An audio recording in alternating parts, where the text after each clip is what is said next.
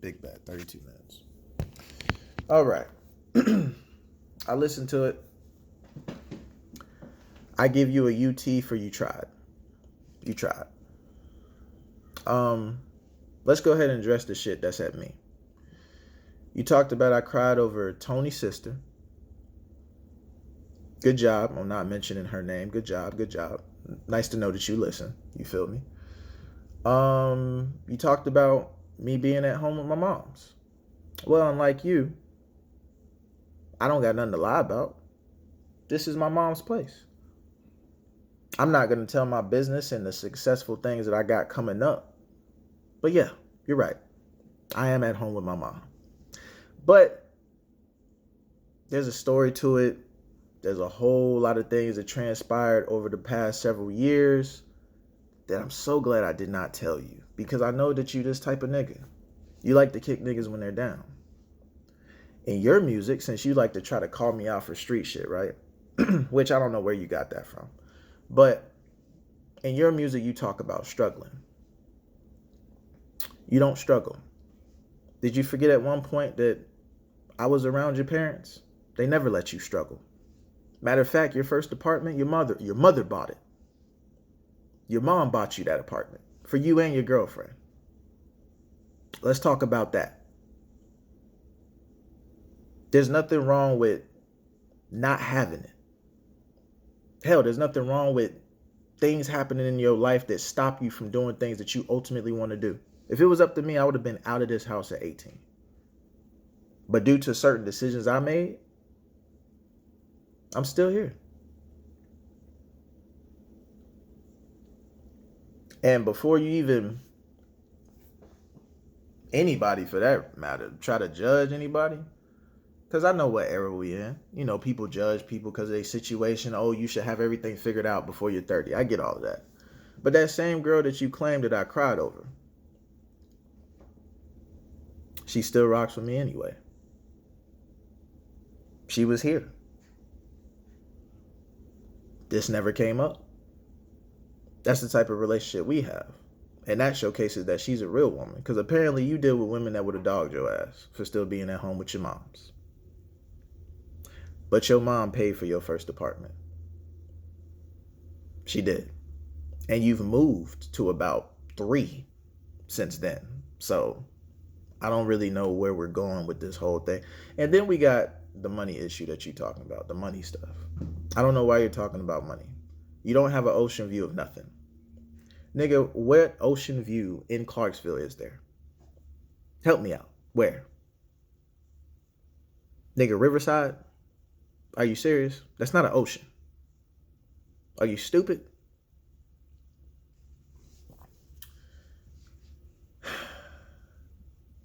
Then you're talking about gangster rap. Like I'm just trying to figure out what I don't understand where you're really going. I'm so confused. I can't even respond to you in music. I gotta respond to you like this because responding to you with music just doesn't make sense because you just don't get it. Like you don't understand what this is. You listen to the tracks and I rapped at you. You listen to Lou's track, he got at you personally. You listen to Daisy's track, she got at you personally. This same heroic movement you trying to create for yourself. Bro, when these guys were out, like they needed some help from people that were close, they don't know nobody here for real that can help them. You raise your hand up. You called their situation embarrassing, but you talk about struggle in your music. You talk about struggle in your music, but when there's people struggling that you know, it's embarrassing. Let me tell you some shit that's embarrassing. What's embarrassing is you, back in the day, going to work for Brooklyn's father, and you got a splinter and you wanted to go home. That's embarrassing. Embarrassing is when Lou played a joke on you and you hopped out the car and ran into the night. That's embarrassing. Embarrassing is when your girlfriend fell on the concrete in our cul-de-sac. And me, Tish, and Tony heard that shit from our hiding spots. That's embarrassing. That was your girlfriend. Embarrassing is that every woman you dated, Jesus Christ, that's embarrassing. But you know the most embarrassing thing is that instead of calling me, and my line was always open, instead of talking to Tony when you had problems with us, hell, even now, or Lou, you take it to social media. That's what's embarrassing. That's going to forever be embarrassing. What also is embarrassing is that you rap better at 14 than you do at 26. And I don't know if your math is off, but nigga, if you're a year younger than me and I'm almost 30, stupid, that means you're almost 30. When I'm 30, you will be 29. When I'm 31, surprise nigga, you'll be 30. You need Hooked on Phonics, bro. What else is embarrassing? Well, shit, your whole catalog is terrible. It is. But I will be truthful. It has potential. Everybody has a starting point. I always told you that. Never shitted on your music, ever. Never. You have potential. You still got potential. You still can get busy. We just heard it. You decided to go personal with me. Like, your strategies are a little off. They a little shaky, but it's just like, it's still there. It's, your delivery is ass. I will definitely tell you that. I got to be truthful there. Your delivery's trash. But you can work on it. Now, I find it very crazy how you try to talk about I got outdated flows. Bro, the flows ain't outdated if you can't do them. Be truthful about that. You've heard me do different flows.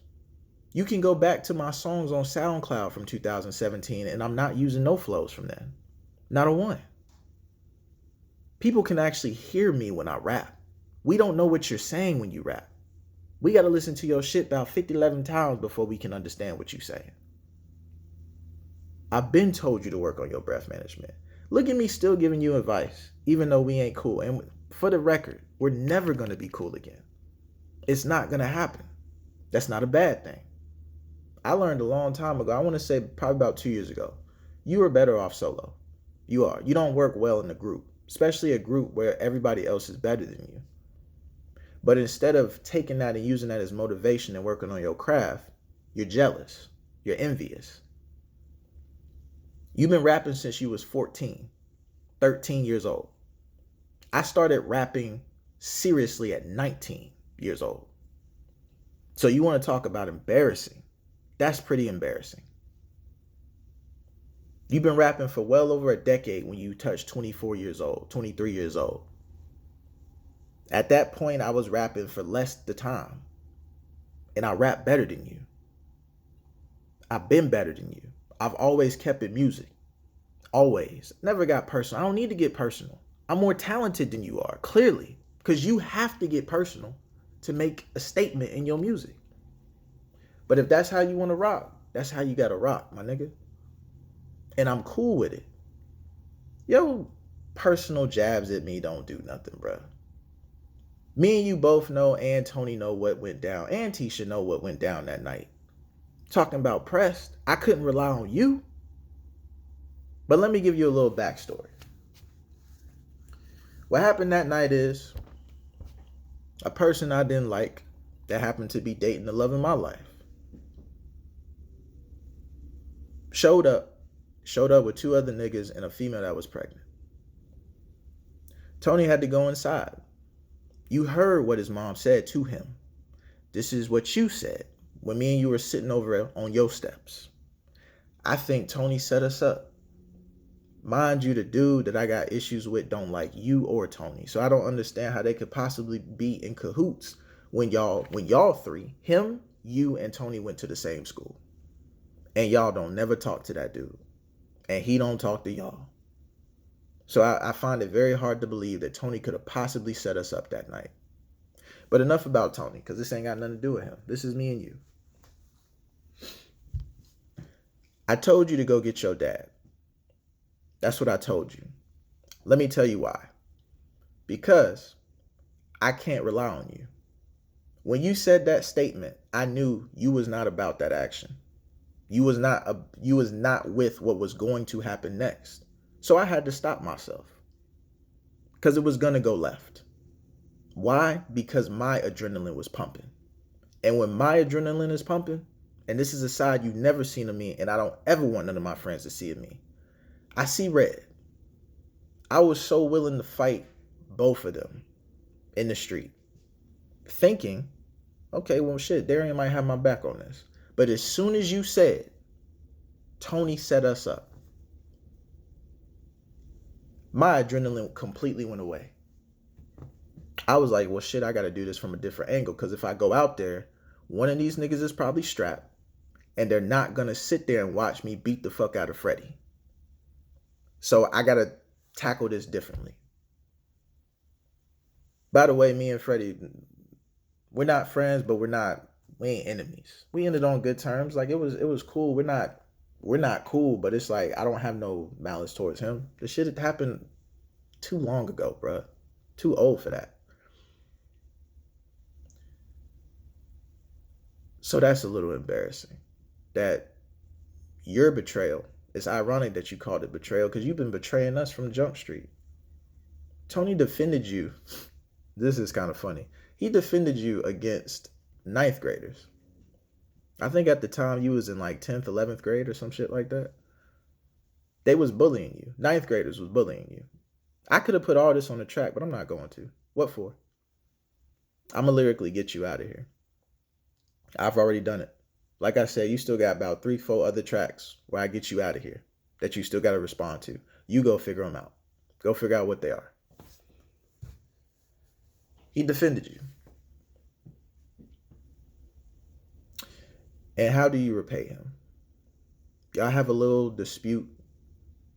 And instead of talking to him like a man, you take it to social media.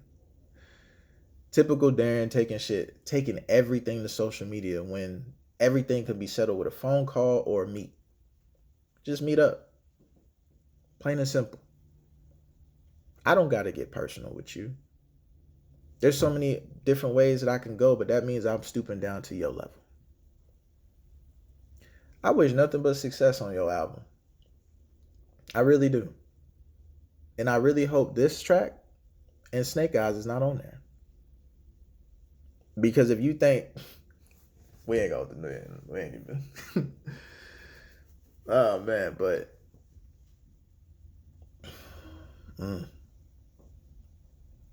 you were definitely right about one thing. Shit, I'll tell you this. If somebody had asked me 10 years ago, did I think that me and you would ever got to this point? I would have told them they was lying. I would have. One more thing that's embarrassing before I go is the fact that you are always the one that's reaching out. It's never me reaching out. Nigga, I let our friendship go a long time ago. You ain't been nothing but an acquaintance. But I always left room open for us to finally have that talk. We hash out everything and we move forward. And I've been telling you that. And the biggest problem with you is you love telling just your side and how you see things. That's all you care about. You always state how you're changed and I've grown out of things. You haven't. You're still a little kid. You are. You're a year younger than me, but you're like 15 years old. It's kind of crazy. Big as hell for no reason. All jokes aside. Track was cool. It's an improvement. You can do better. For a person that studies hip hop, you should be ashamed of yourself with this. It's not good. Like, it could have been done so much better. Like, it's just, there were so many flaws. And then the beat you chose. You talking about I'm a gangster rap living in the past, all these old things, bro. Bro, really? That? Okay. I ain't saying you had to use a trap beat, but you could have used something so much better. Damn. But I'm not here to critique it. Ain't nothing to critique. This ain't worth the response. This is my response. Me talking to you. Because you just not good at this. Like this is no, you're not good at it. Putting all your songs on YouTube, I mean, I guess. If you feel like that'll help. My nigga, have a good life. Really. Do not reach out to me. Don't reach out to my brother. Don't reach out to my mother. Don't reach out to nobody that we're mutually connected to, bro. My nigga, our relationship is dead. On God. This track don't make me feel no type of way, man. It just solidifies what I already knew. And Tony was ahead of the curve. I should have listened to him. Tony cut your ass off a decade ago. Think about that. And I still kept hope alive. Even though you was declining. You got down to an acquaintance. Which means I was at a point where it's like if I talk to you, cool. If I don't, I'm not losing sleep over it. That's where you got to. But if you want to keep lying to people, that's what you got to do. That's what you got to do. I ain't saying nothing. I never said nothing about your wife. Ain't never said nothing about your daughter. I don't plan on it. I don't have to, bruh. That's your problem.